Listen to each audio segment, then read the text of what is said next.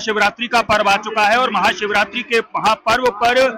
सभी कांवरिया श्रद्धालु और सभी शिव भक्त विभिन्न शक्तिपीठों पर जाकर देवादिदेव महादेव का अभिषेक करते हैं। तो इसी श्रृंखला में अलीगढ़ महानगर के खेरेश्वर धाम मंदिर पर हम मौजूद हैं और इस मंदिर के बारे में अगर कहा जाए तो द्वापर काल से इस मंदिर का इतिहास जुड़ा हुआ है और इस मंदिर पर आप देख सकते हैं कि देर रात्रि 12 बजे से देवादिदेव महादेव को प्रसन्न करने के लिए श्रद्धालुओं की अपार भीड़, अपार जनसैलाब यहाँ पर जमा है। यहाँ पर जहां तक हमारी नजर जा रही है वहां तक हमें यहाँ पर हर उम्र और हर वर्ग के लोग अपने अपने हाथों में गंगा जल लेकर देवादिदेव महादेव का अभिषेक करने के लिए उतावले नजर आ रहे हैं। भगवान भोलेनाथ के मत वाले भक्त, शिव और शक्ति के मिलन का ये महापर्व कहा जाता है और इस महापर्व को आदि अनादिकाल से मनाए जाने की परंपरा चली आ रही है। कहा जाता है कि कुछ भक्त अपने अपने घरों से गंगा जल लेकर के आते हैं तो कुछ भक्त विभिन्न गंगा तटों से गंगा जल लेकर आते हैं और भगवान देवादिदेव महादेव का अभिषेक करते हैं। तो इसी श्रृंखला में आपको बता दूं कि द्वापर काल से इस मंदिर का इतिहास जुड़ा हुआ है। यूं तो हर सोमवार को यहाँ पर श्रद्धालुओं की भीड़ जमा होती है, लेकिन बात करें अगर सावन के सोमवार की और बात करें शिवरात्रि के त्योहार की तो सबसे ज्यादा श्रद्धा का अपार जनसैलाब यहाँ पर महाशिवरात्रि के पर्व पर उमड़ता हुआ देखा जा सकता है। एक बार फिर से आपका स्वागत है। महाशिवरात्रि के महापर्व पर आपको लेकर के आए हैं सिद्धपीठ श्री खेरेश्वर धाम मंदिर पर दर्शन कराने के लिए। वरुण चैनल के माध्यम से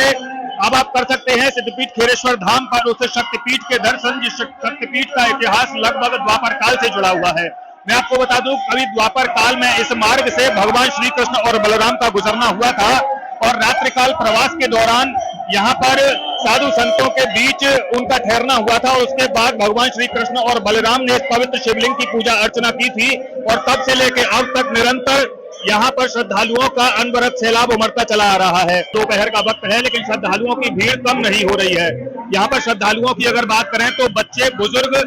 नौजवान और माताएं बहनें भी निरंतर अपने अपने हाथों में गंगा जल लेकर देवादिदेव महादेव का अभिषेक करने के लिए कतार में लगी हुई हैं और कई घंटों तक इंतजार करने के बाद उन्हें यहाँ पर देवादिदेव महादेव का अभिषेक करने का मौका मिलता है। यहाँ पर श्रद्धालुओं की अपार भीड़ को देखते हुए पर्याप्त मात्रा में इंतजाम नियत किए गए हैं। मंदिर कमेटी के लोगों की माने तो लगभग 200 से ज्यादा सेवादार,